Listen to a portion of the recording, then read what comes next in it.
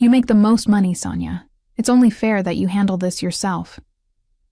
My mother's voice came through the phone with that familiar edge of entitlement, and I felt my jaw tighten.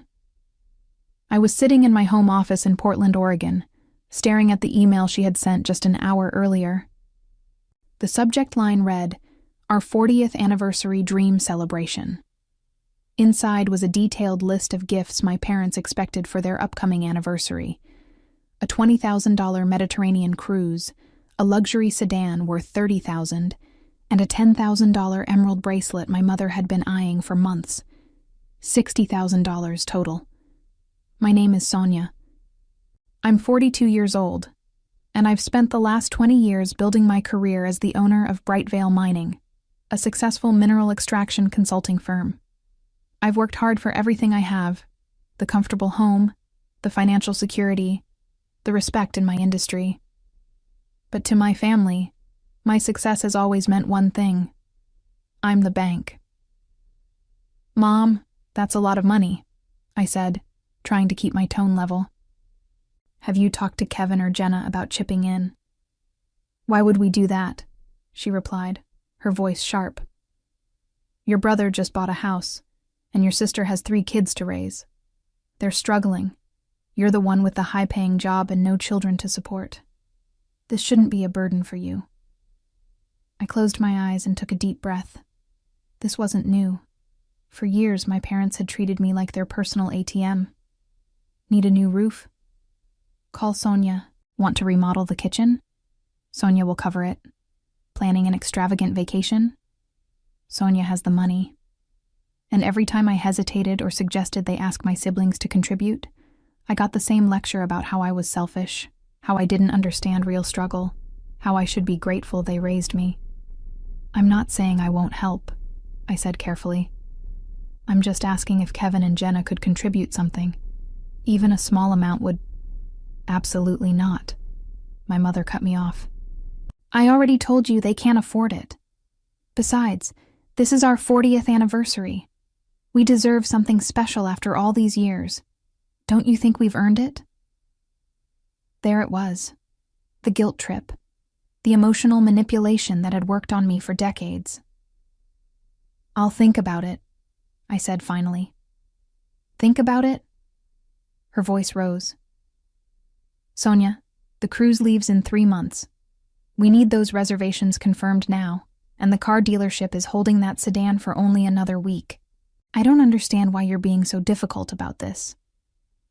I said I'll think about it, Mom. I need to go. I hung up before she could argue further, my hands trembling slightly as I set the phone down. I stared at the email again, reading through the detailed descriptions of each gift. My mother had even included links to the exact cruise itinerary, the specific car model with all the luxury upgrades, and photos of the emerald bracelet from 3 different angles. This wasn't a request. It was a demand. I thought about my siblings. Kevin, 39, had just purchased a beautiful 4-bedroom house in the suburbs with his wife. They drove matching SUVs and took the kids to Disneyland every year. Jenna, 36, lived in a spacious home with a pool, sent her 3 children to private school, and posted photos on social media of their family trips to the beach every summer. Neither of them was struggling. Not really. But they were smart. They had learned to plead poverty whenever my parents needed something, and my parents always believed them. Or maybe they just didn't care, because they knew I would cave in eventually. I pulled up my banking app and looked at my savings account. I had the money. That was the frustrating part. I could afford to give my parents this anniversary gift without seriously impacting my finances. But the principle of it made my stomach turn. Why was I always the one expected to shoulder the entire burden? Why did my success mean I owed them everything while my siblings owed nothing? My phone buzzed with a text from my mother. I've already told everyone at the country club about the cruise and the car. Please don't embarrass us by making us take back those plans. I felt something shift inside me then. A small crack in the foundation of guilt and obligation that had held me in place for so long. She had already told people. She had already made promises using my money, without even waiting for my agreement. I set my phone face down on the desk and turned back to my computer. I had work to do, decisions to make. But that crack kept growing, and with it came a question I had never allowed myself to ask before. What would happen if I just said no? Growing up, I had always been the responsible one. The oldest child, the one who got good grades, who never caused trouble, who made my parents proud. Kevin and Jenna were different. Kevin was charming and funny, always getting away with things because he could make people laugh. Jenna was the baby, delicate and sweet, the one everyone wanted to protect. And I was Sonia. Reliable, capable, boring Sonia. I graduated top of my class, got a full scholarship to college, and worked part-time throughout my university years to avoid asking my parents for money. I saw how they struggled financially back then, how they argued about bills and cut corners to make ends meet. I didn't want to be a burden. After graduation, I landed a job with Crystalia Publishing as a junior analyst. The work was grueling, but I loved it. I spent 5 years learning the industry, making connections, saving every penny I could. When I was 27, I took the leap and started Brightvale mining. It was terrifying and exhilarating, and there were moments when I thought I would fail, but I didn't fail. I built something real, something valuable. Within 10 years, my company was consulting for major mining operations across the Pacific Northwest. I had a team of 15 employees, contracts worth millions, and a reputation for excellence. My parents were proud in their way. They liked to brag about me at parties, to tell their friends about their successful daughter who owned her own business. But that pride came with expectations. It started small, a few $100s here and there to help with unexpected expenses. Then it grew. A new car for my mother when hers broke down, a home renovation that my father insisted they needed, a loan to help Kevin start his own business, which I never saw repaid. Each time, they assured me it was temporary.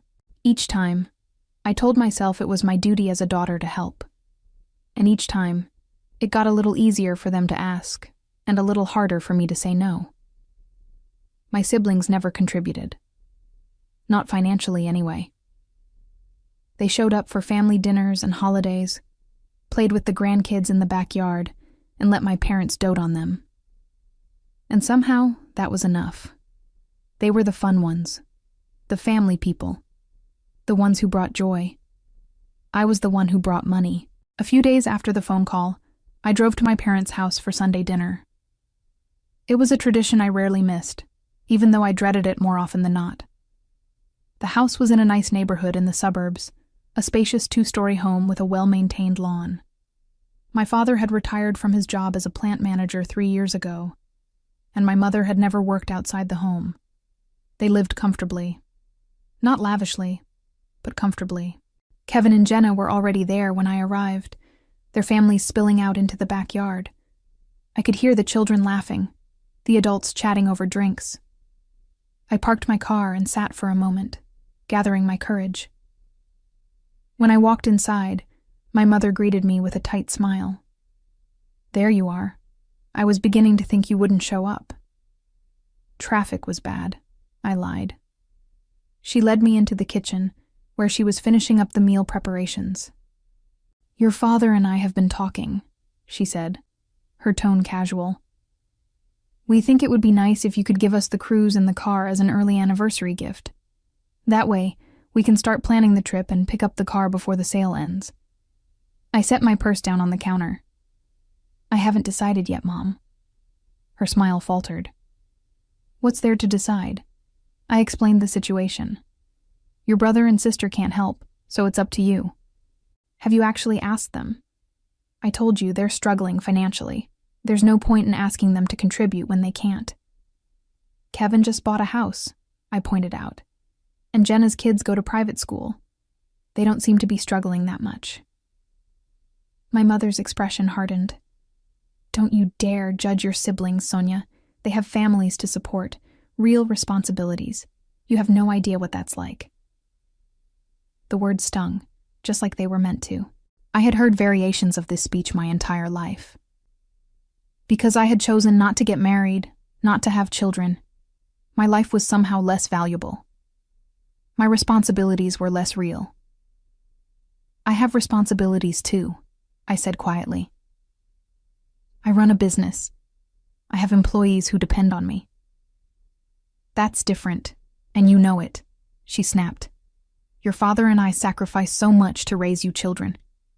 The least you can do is show some gratitude now that you're successful. I wanted to argue. I wanted to point out all the times I had helped them, all the money I had given without complaint, all the ways I had put their needs before my own. But I knew it wouldn't matter. In their eyes, I would never give enough. I need to think about it, I repeated. My mother turned away from me, her shoulders stiff with disapproval. Fine, but don't take too long. We're not getting any younger, Sonia. I spent the rest of the evening in the backyard, watching my nieces and nephews play, listening to Kevin and Jenna talk about their lives. Neither of them mentioned the anniversary gift. Neither of them seemed concerned about it at all. Because they knew. They knew I would handle it. I always did. The breaking point came 2 weeks later, on a Tuesday morning. I was in my office reviewing quarterly reports when my phone rang. It was my father this time, which was unusual. He rarely called me directly. Sonia, we need to talk, he said, his voice stern. What's wrong? Your mother is very upset. She's been crying all morning because you still haven't committed to the anniversary gifts. Do you have any idea how much stress you're causing her? I felt a flare of anger. I'm causing her stress. Yes, you are. This should be a happy time for us, celebrating 40 years of marriage. But instead your mother is worried sick that you're going to embarrass us in front of our friends. Dad, I never said I wouldn't help. I just asked if Kevin and Jenna could contribute. We've been through this, he interrupted. They can't afford it. You can. It's as simple as that. It's $60,000, I said, my voice rising despite my efforts to stay calm. That's not a small amount, even for me. You make well over $200,000 a year, he shot back. Don't act like this is some huge sacrifice. Your mother and I gave you everything when you were growing up. We put a roof over your head, food on the table, sent you to college. I had a full scholarship, I reminded him. That's beside the point. We supported you emotionally, and that's worth more than money. Now we're asking for one thing, to celebrate our milestone anniversary, and you're acting like we're asking you to rob a bank. I closed my eyes, feeling the familiar weight of guilt pressing down on me. This was how it always went. They asked for something unreasonable. I hesitated. And then they made me feel like a terrible daughter for not immediately complying. I'll transfer the money by the end of the week, I heard myself say. Thank you, my father said, his tone warming immediately. I knew you'd come through. You're a good daughter, Sonia. Your mother will be so relieved. He hung up, and I sat there staring at my computer screen, feeling hollow. That evening, I met my best friend Lauren for dinner at a small Italian restaurant downtown. Lauren and I had known each other since college, and she was one of the few people who knew the full extent of my family situation. You're not seriously going to give them all that money, are you? She asked, after I told her about the conversation with my father. What choice do I have? You say no. That's the choice you have. I shook my head. You don't understand. They'll never forgive me. They'll tell everyone I'm selfish, that I abandoned them when they needed me most. Kevin and Jenna will back them up, and I'll be the villain in every family story from now on. So what? Lauren leaned forward, her eyes intense. Sonia, they've been using you for years. They don't appreciate what you do for them. They just expect it. And the more you give, the more they'll demand. They're my parents. They're taking advantage of you. I knew she was right. Deep down, I had always known. But acknowledging it felt like admitting I had been a fool for all these years. That I had wasted decades trying to earn love that was never going to be freely given. I just want them to be happy, I said quietly. What about your happiness? Lauren asked. When do you get to matter? I didn't have an answer for that. That night, I lay in bed unable to sleep, my mind racing. I kept thinking about the conversation with my father, the way he had dismissed my concerns so easily, the way he had made me feel guilty for even hesitating. I thought about my mother's text, about how she had already told people about the gifts before I had agreed to pay for them. I thought about Kevin and Jenna, living their comfortable lives while I footed the bill for our parents' extravagances. I thought about all the times I had sacrificed my own wants and needs to make my family happy, and how little appreciation I had received in return. And then I thought about what Lauren had said. When do you get to matter? I got out of bed and went to my home office. I pulled up the email from my mother again, reading through the detailed gift list. The cruise, the car, the bracelet. $60,000 worth of demands dressed up as requests. I opened my banking app and looked at the transfers I had made to my parents over the years. Tens of thousands of dollars, given freely because I loved them, because I wanted to help, because I thought it was my responsibility as the successful daughter. How much had Kevin contributed? How much had Jenna? I opened a new spreadsheet and started calculating. Every gift, every loan, every emergency payment I had covered. The numbers added up quickly, far beyond what I had realized. Over the past 10 years, I had given my parents more than $200,000. $200,000. I sat back in my chair, stunned. I had known it was a lot, but seeing it laid out in black and white made it real in a way it hadn't been before. And suddenly, I was angry. Truly, deeply angry. Not just at my parents, but at myself. For being so willing to be used. For never standing up for myself. For letting them convince me that my worth was measured only by what I could provide. I looked at the email one more time. The cruise, the car, the bracelet. And then I started typing a reply. I stared at the blank email for a long time before I started typing. My fingers hovered over the keyboard, and I felt my heart pounding in my chest. This was it. The moment where I either stood up for myself or fell back into the same pattern I had followed for 20 years. I began to type. Dear Mom and Dad, I've given your anniversary gift request a lot of thought over the past few weeks. After reviewing my finances and considering everything carefully, I've decided that I won't be able to provide the gifts you've requested. I hope you understand, and I wish you a wonderful anniversary celebration. Love, Sonia. My finger hovered over the send button. It was such a simple message, polite even, but I knew it would detonate like a bomb in my family. I took a deep breath and clicked send before I could change my mind. The response came within 10 minutes. My phone started ringing immediately.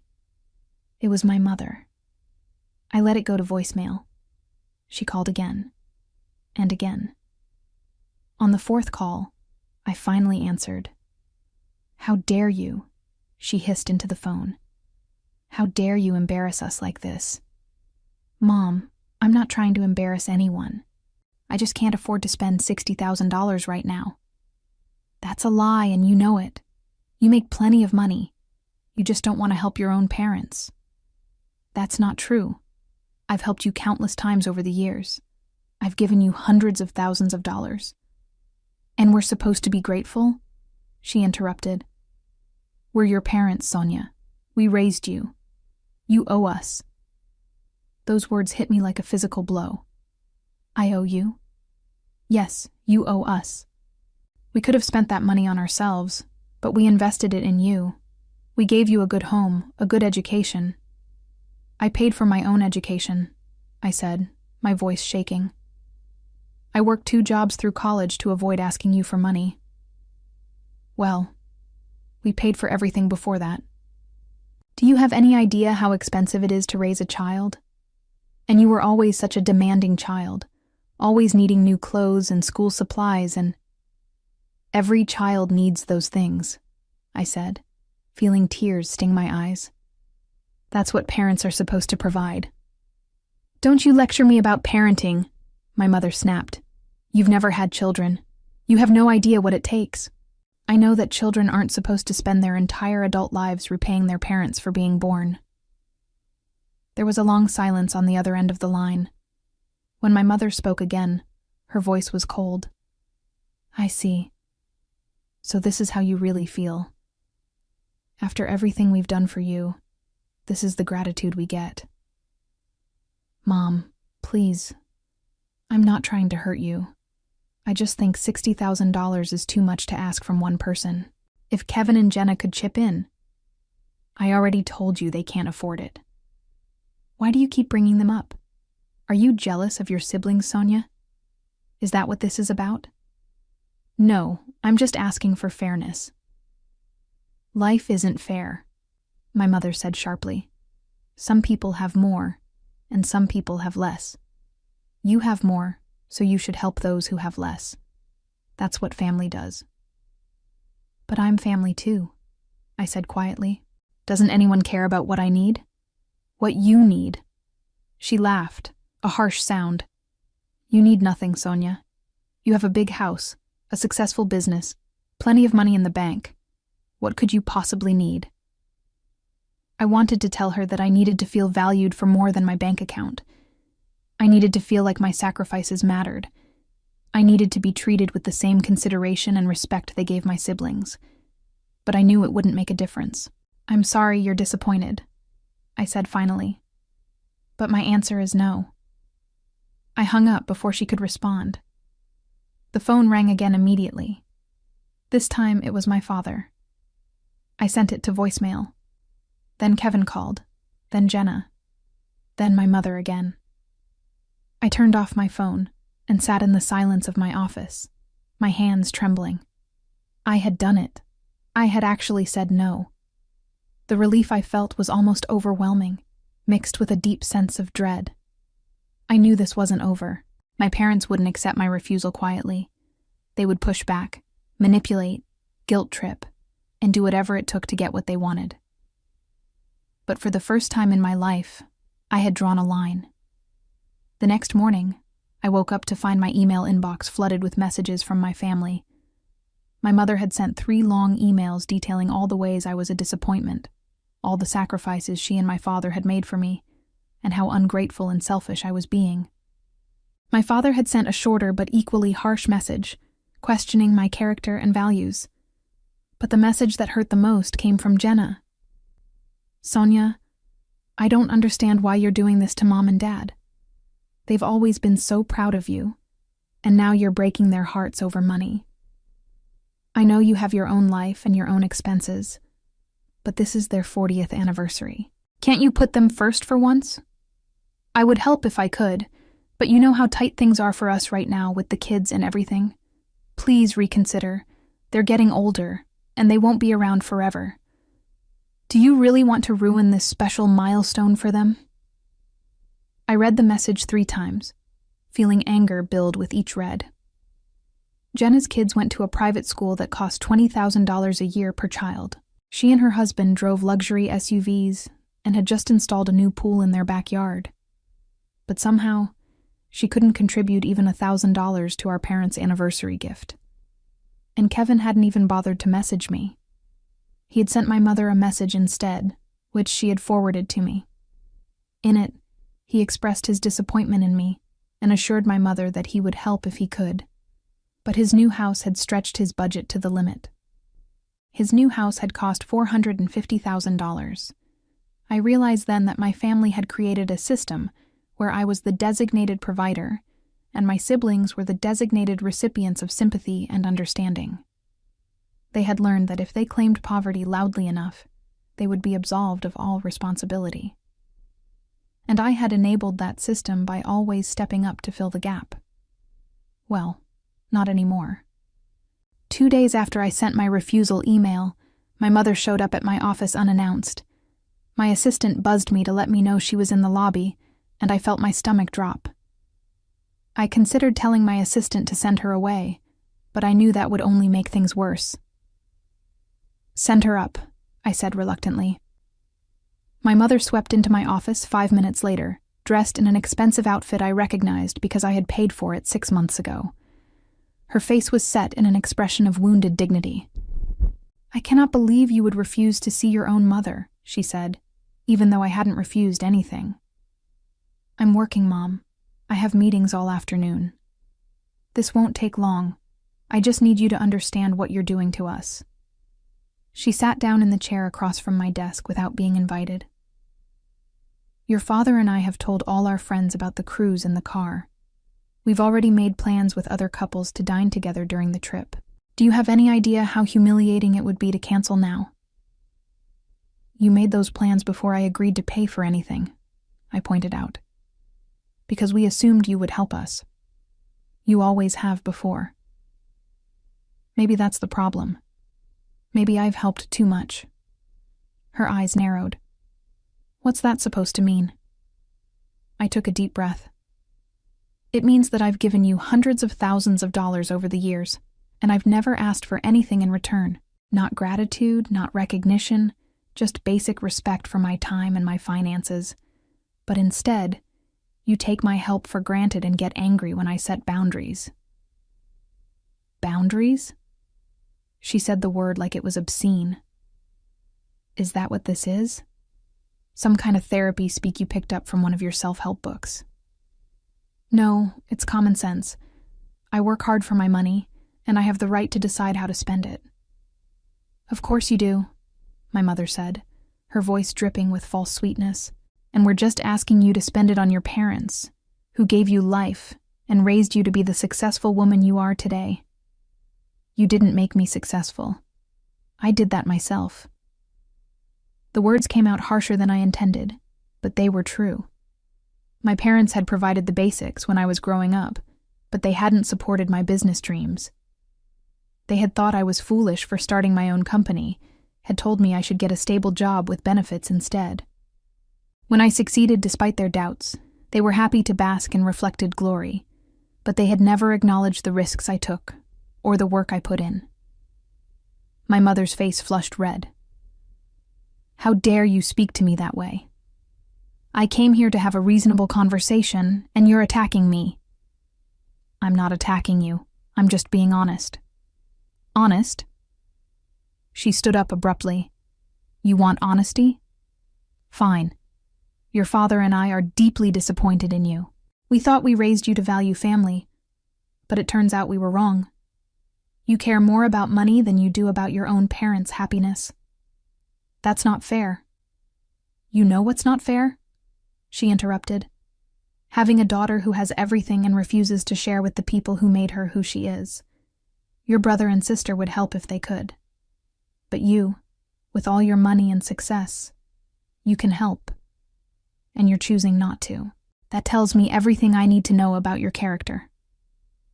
She turned and walked toward the door, but before leaving, she looked back at me. "When your father and I are gone, you're going to regret this. You're going to remember this moment and realize you chose money over family. I hope it's worth it." She left, and I sat there feeling like I had been hit by a truck. My hands were shaking, and I felt tears building up behind my eyes.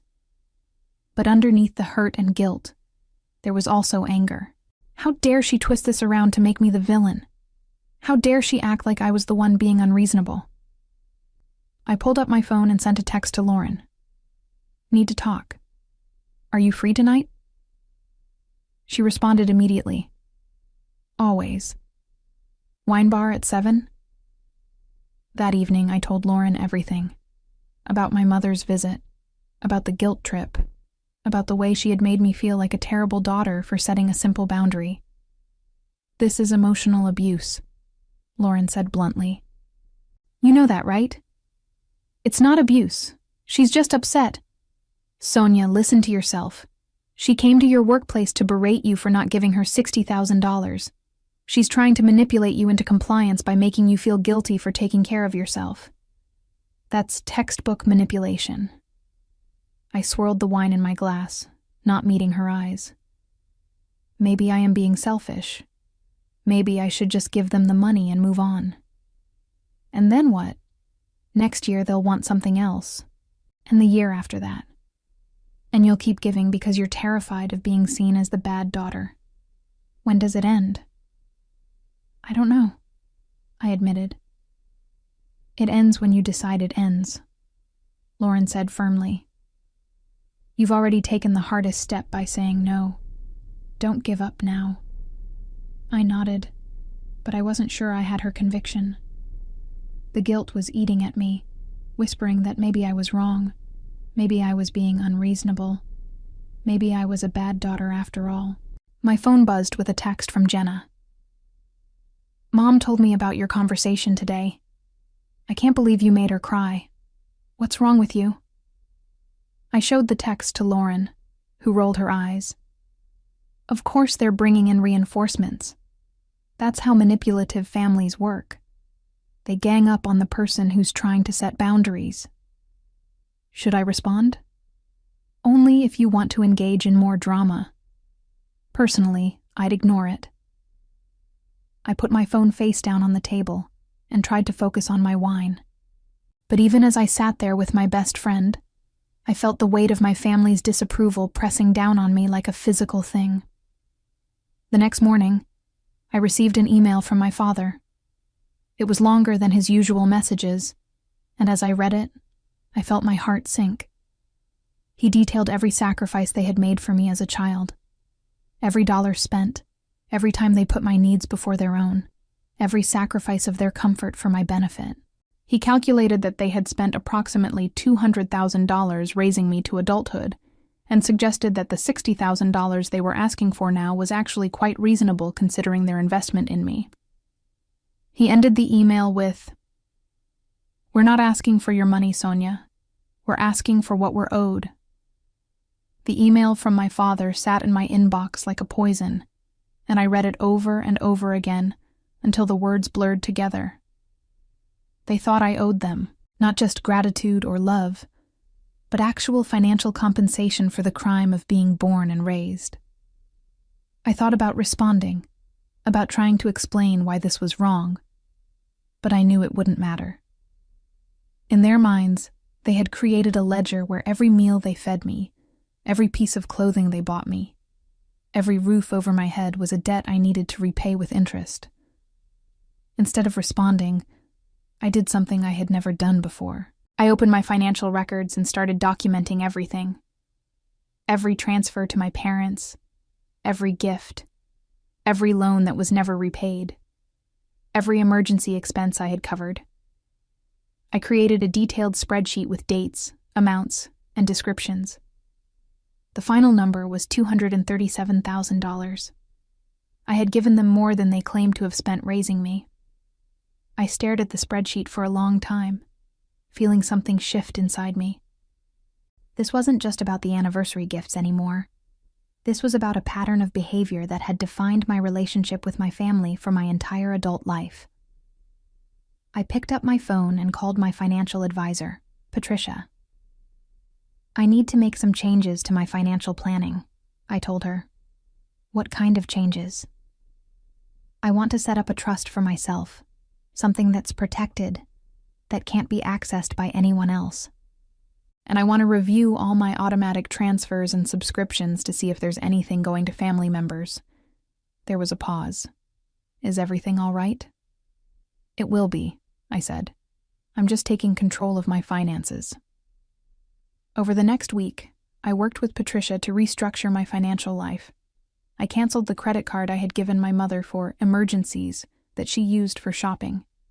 I stopped the automatic monthly transfers I had been sending to help with their expenses. I locked down my accounts and made sure no one but me had access to my money. It felt simultaneously terrifying and liberating. My mother noticed immediately. 2 days after I canceled the credit card, she called me in a panic. "My card was declined at the store," she said, her voice shrill. "I was in the middle of checking out, and the cashier told me there was a problem. I've never been so embarrassed in my life." "I canceled the card," I said calmly. "You what? Why would you do that?" "Because it was my card, and I no longer want to provide it." But I need that card for household expenses. You and Dad have your own income. You can use your own cards for household expenses. Sonia, this is ridiculous. You're punishing us because you're angry about the anniversary gifts. I'm not punishing anyone. I'm just setting boundaries. Boundaries. She spat the word. You and your boundaries. Do you know what I think? I think you've become selfish and cold. Success has changed you, and not for the better. Maybe you're right, I said. Or maybe I'm finally learning to value myself. This conversation is over, she said. But mark my words, Sonia. You're going to regret this. Family is everything, and you're throwing yours away over money. She hung up, and I sat there feeling the familiar guilt try to creep back in. But this time, I pushed it away. I wasn't throwing away my family. They were the ones who had reduced our relationship to financial transactions. That evening, I received a group text from Kevin. It was sent to me, Jenna, and our parents. I think we should have a family meeting to discuss what's been going on. This situation with Sonia is tearing us apart, and we need to clear the air.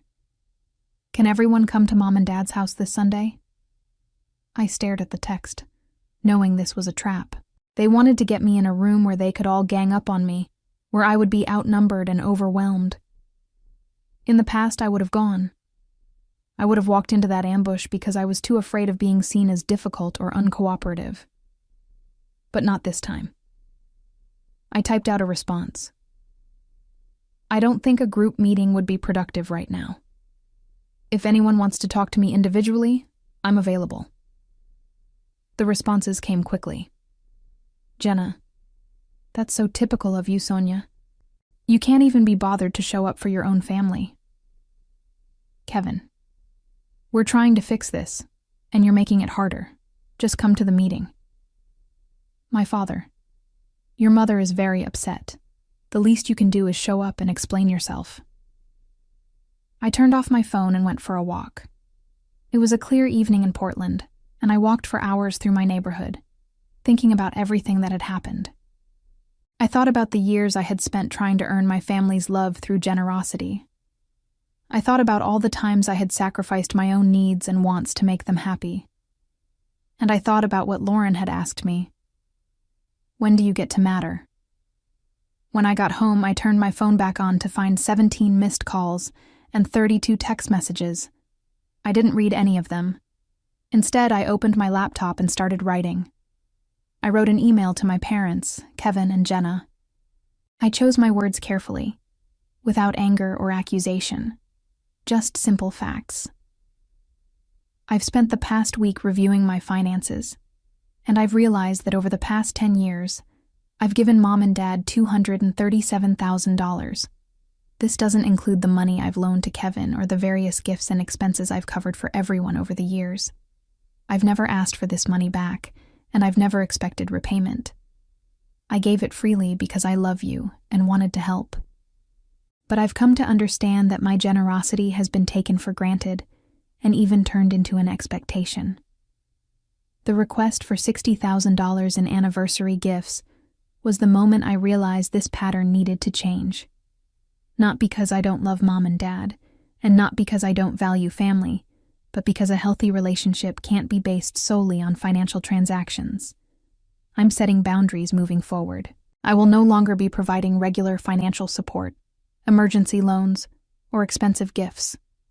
This isn't a punishment. It's a necessary change for my own well-being. I hope that in time, we can rebuild our relationship on a foundation of mutual respect rather than financial dependence. But that will require all of us to make changes, not just me. Love, Sonia. I attached the spreadsheet showing all my financial contributions over the years and hit send before I could second-guess myself. Then I closed my laptop, poured myself a glass of wine, and waited for the explosion I knew was coming. But I also felt something I hadn't felt in years. Free. The explosion came within an hour. My mother called first, screaming so loudly I had to hold the phone away from my ear. I didn't catch every word, but the general theme was clear. I was ungrateful, cruel, and had humiliated them by putting their financial dependence on me in writing. She demanded I delete the email immediately and apologize for my disrespect. I told her no, and hung up. My father called next, his voice tight with rage. "How dare you throw those numbers in our faces like we're beggars? We're your parents, not some charity case you can itemize and judge." "I wasn't judging," I said calmly. "I was being honest about our financial relationship. Those numbers are facts, not accusations." "Facts," he sputtered. "You made us look like parasites." "I didn't make you look like anything. I just showed what's been happening." "You know what? Don't bother coming to the anniversary party. You're not welcome." "There isn't going to be an anniversary party," I reminded him. "Not the one you planned anyway. You can't afford the cruise or the car without my money, remember?" The silence on the other end was profound. Then he said very quietly, "You're going to regret this, Sonia. Mark my words." He hung up. Kevin sent a long text calling me selfish and accusing me of trying to make myself look like a martyr. Jenna sent an even longer message saying I had always been jealous of them and was using money as a weapon to hurt our parents. I didn't respond to either of them. Instead, I poured myself another glass of wine and sat on my balcony, looking out over the city lights of Portland. My phone kept buzzing with incoming messages, but I ignored them.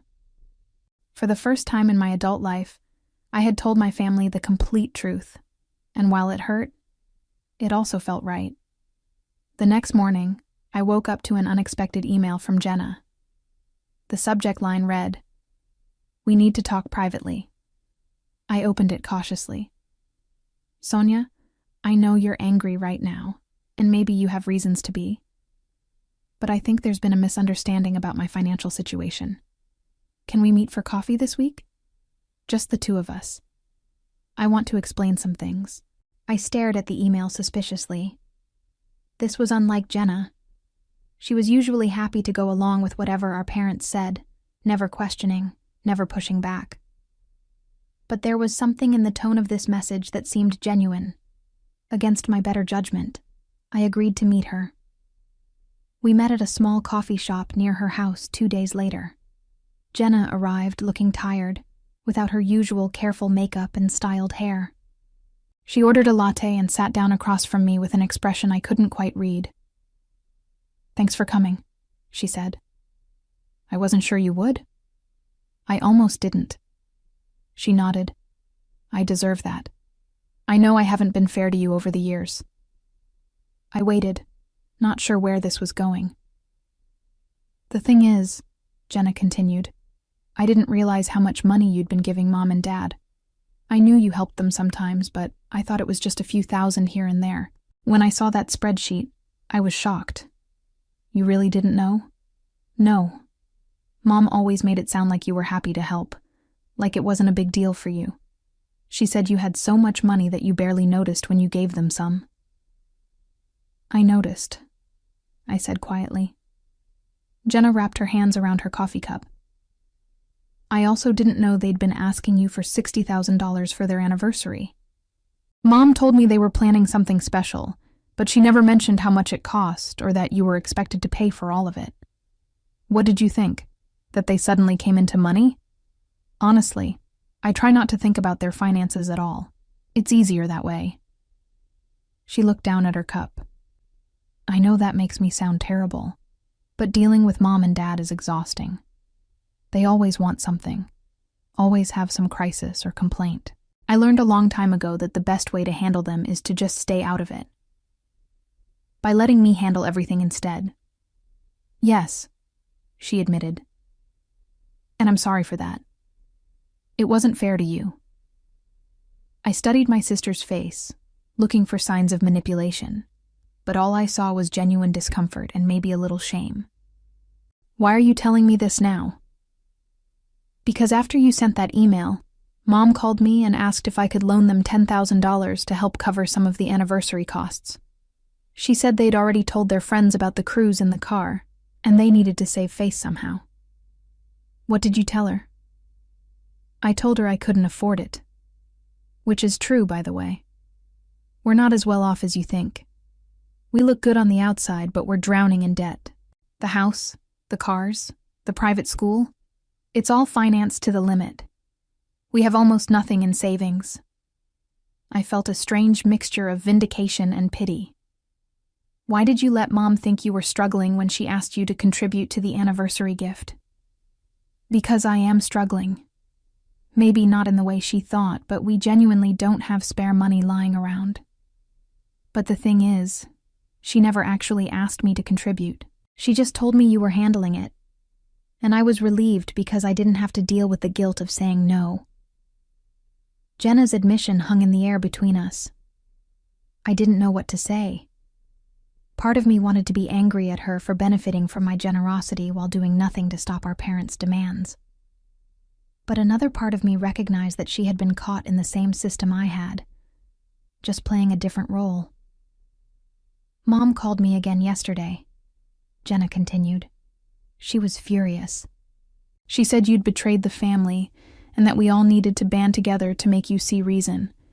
She wanted me to convince you to change your mind about the money. And I told her I couldn't do that. I told her I thought you had valid points, and that maybe it was time for everyone to be more realistic about their finances.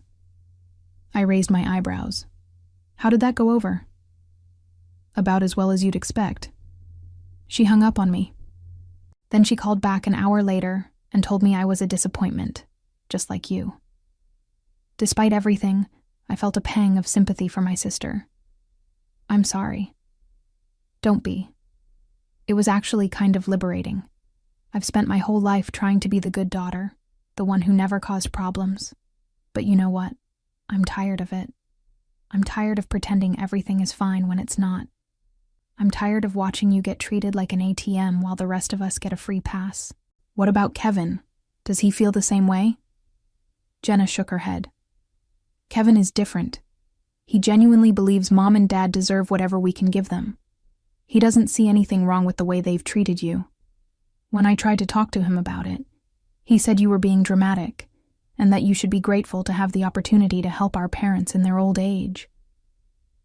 They're 62, I pointed out. They're not exactly elderly. I know, but Kevin has always seen things the way Mom and Dad want him to see them. He's not going to change. We sat in silence for a moment, sipping our coffee.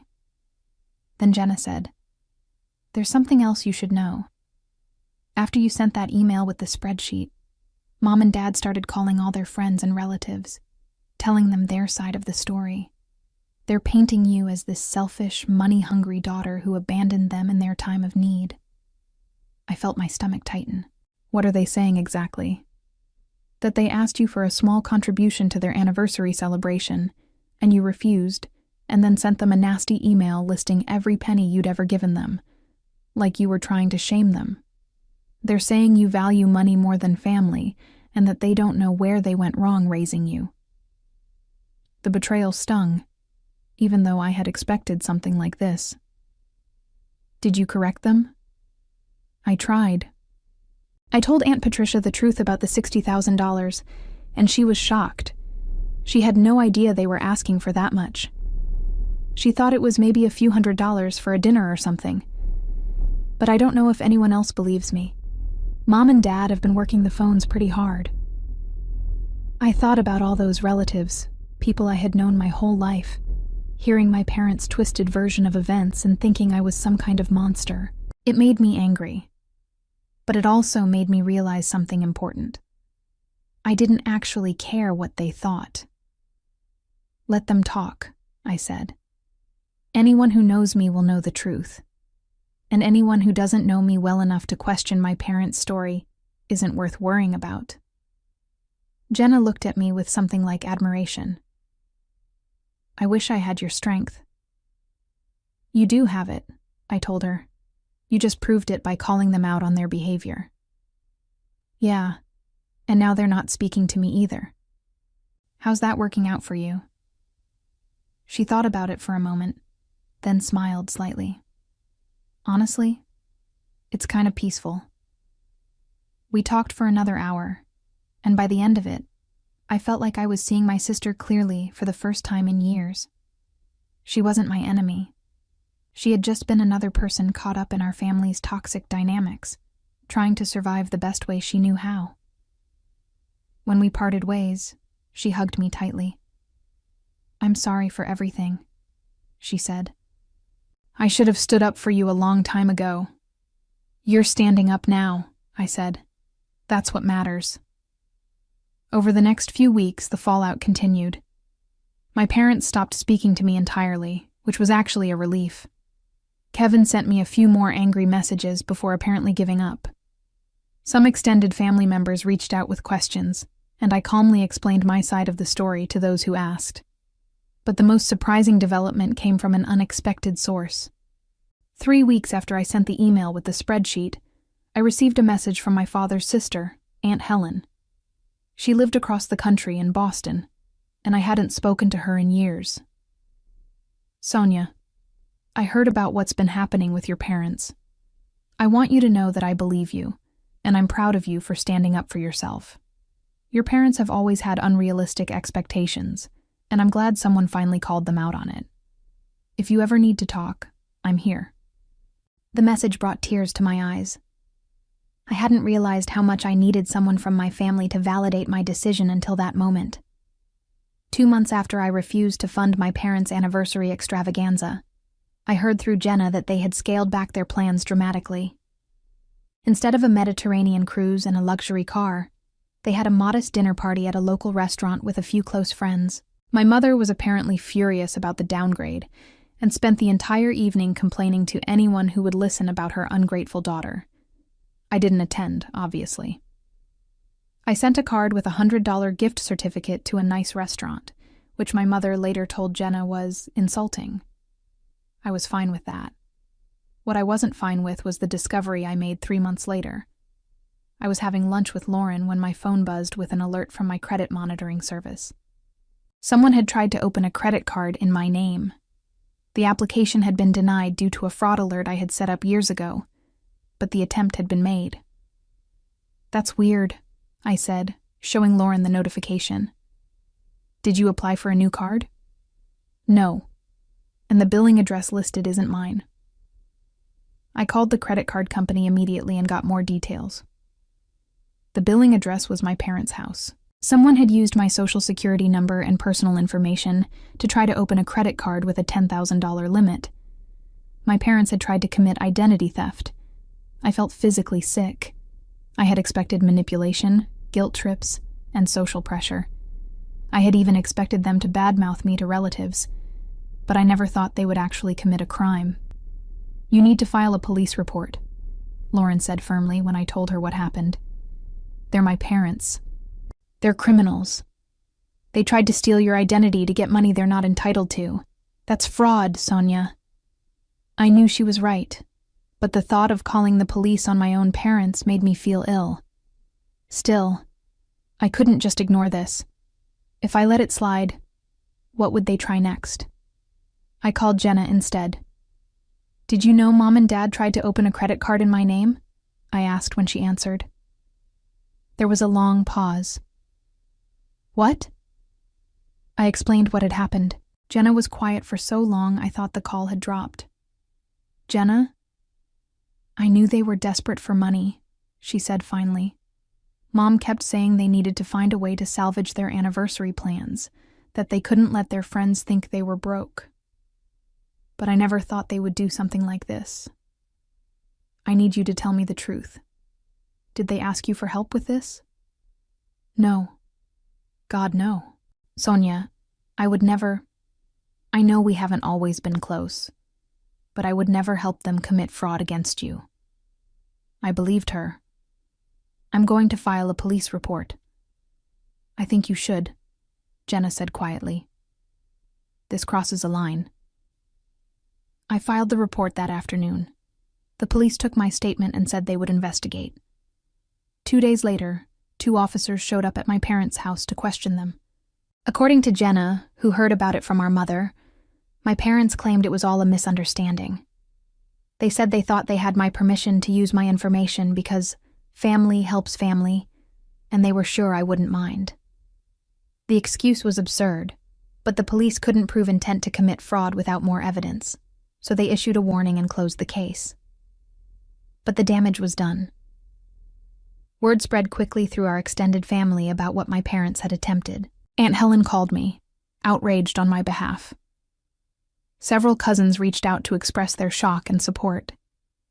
Even some of my parents' friends quietly distanced themselves, uncomfortable with the revelation that my parents had tried to commit identity theft against their own daughter.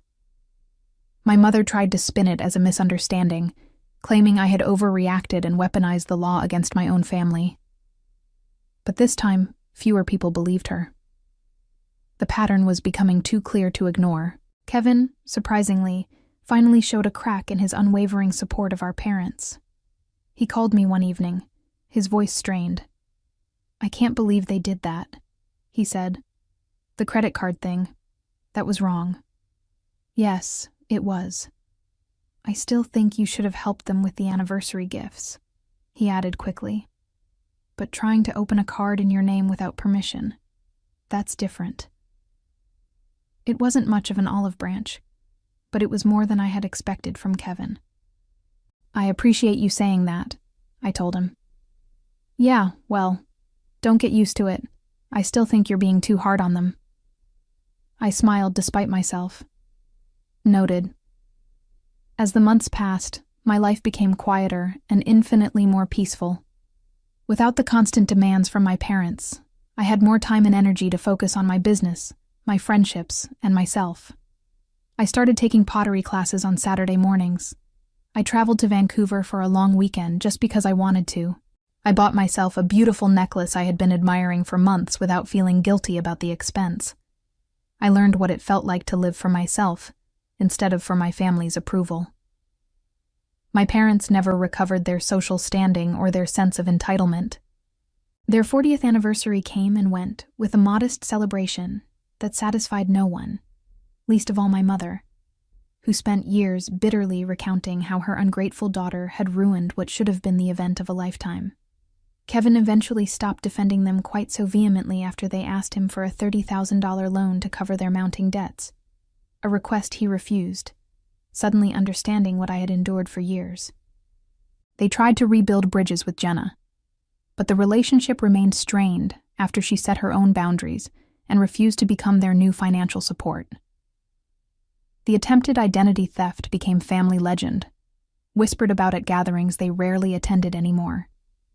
Their retirement was comfortable enough on their pensions, but the lavish lifestyle they had envisioned, funded by their children's success, never materialized. They blamed me until the end, but I had long stopped caring about their version of events. 5 years after that fateful anniversary email, I stood on my new deck overlooking the mountains outside Portland, coffee in hand, watching the sunrise paint the sky in shades of gold and pink. My business was thriving, my friendships were genuine, and my life was entirely my own. I thought about the woman I had been, desperate for approval, willing to sacrifice everything for scraps of affection, believing her worth was measured in dollars given. That woman felt like a stranger now. I had learned the hardest lesson of my adult life, that sometimes the most loving thing you can do for yourself is to stop setting yourself on fire to keep others warm. And as I sipped my coffee in the peaceful morning silence, I realized I wouldn't change a single thing about the path that brought me here.